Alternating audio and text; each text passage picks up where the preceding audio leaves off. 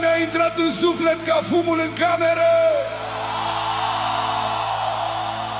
și-a rămas.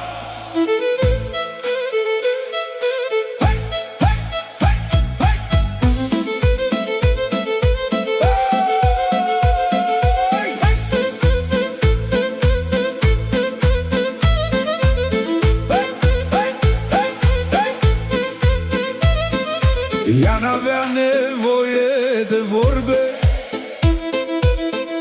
mă privea și mă pierdea.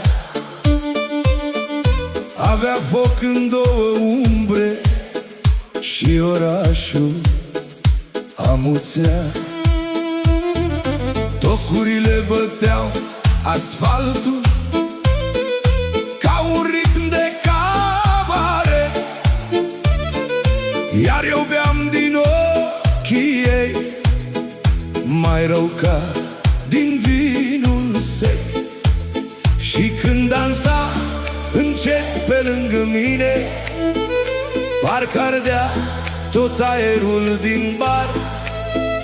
Jur că nici muzica nu mai conta când îmi zâmbea murdar. Băi, băi, băi! Fata cu ochii de furtună mi-a rupt liniștea în două,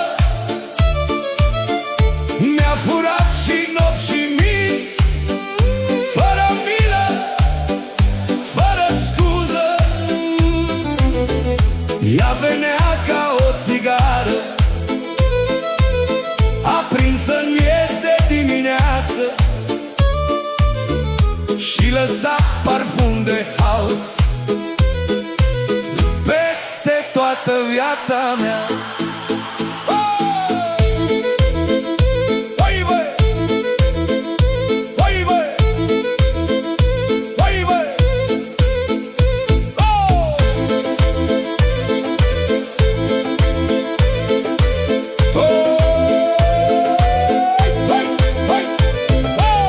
Spuneau, ferește-te de ea,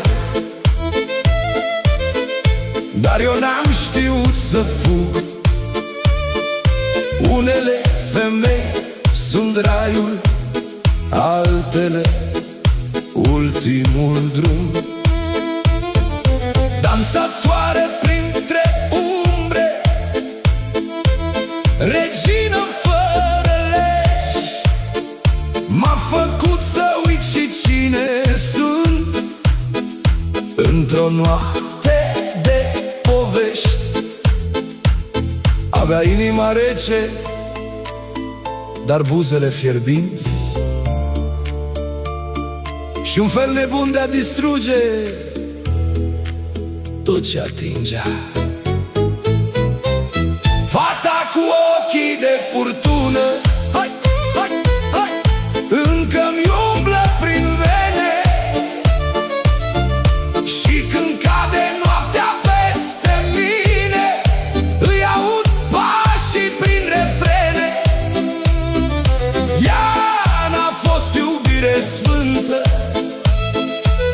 n-a fost pace nici destin, dar puține femei în viață te pot arde așa puțin și de plin.